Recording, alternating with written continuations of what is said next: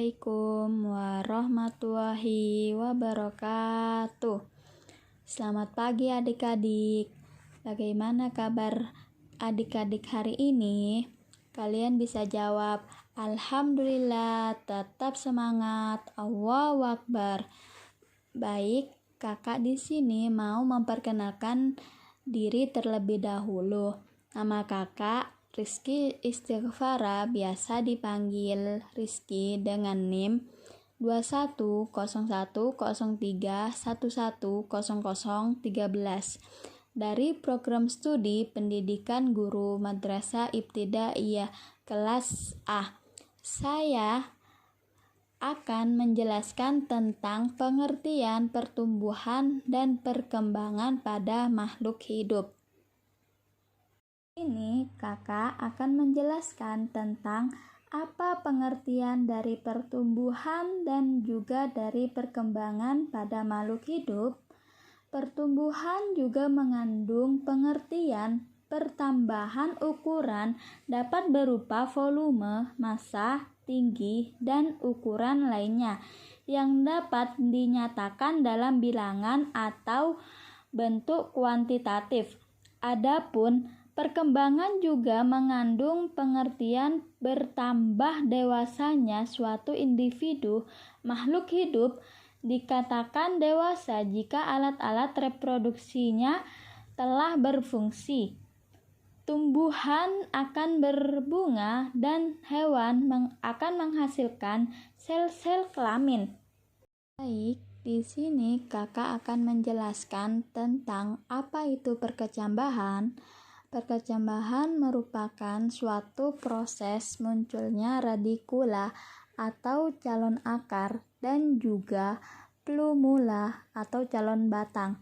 Faktor yang dapat menyebabkan atau mempengaruhi adanya perkecambahan yaitu seperti air, kelembapan oksigen, dan juga suhu. Contoh dari pertumbuhan pada tanaman kecambah.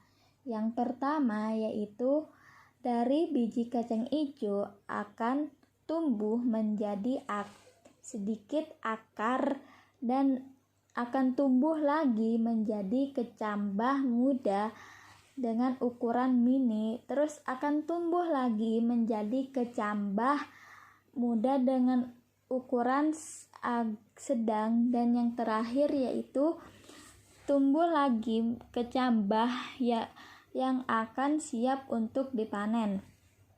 Lalu, apa saja sih faktor-faktor yang dapat mempengaruhi oleh suatu perkembangan tumbuhan? Yang pertama yaitu faktor internal yang terdiri dari faktor genetik dan faktor hormon. Yang kedua yaitu faktor eksternal yang terdiri dari nutrisi, air, cahaya, suhu, kelembapan, dan oksigen.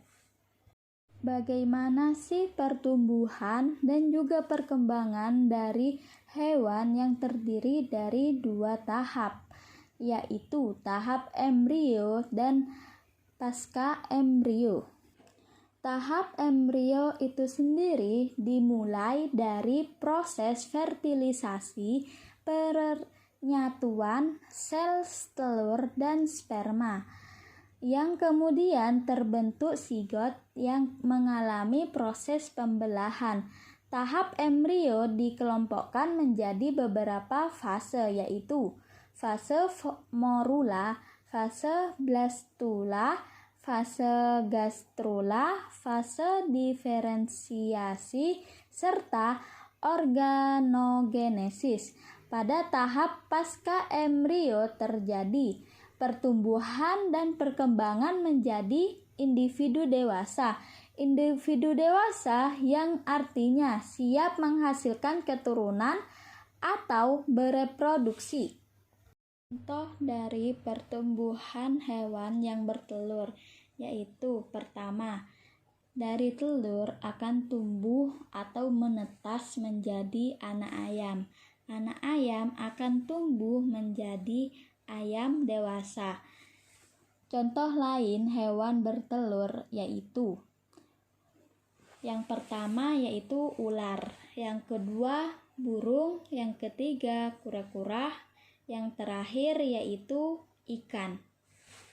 Contoh pertumbuhan hewan beranak yaitu yang pertama yaitu anak kucing. Anak kucing akan tumbuh menjadi kucing muda. Lalu kucing muda akan tumbuh menjadi kucing dewasa.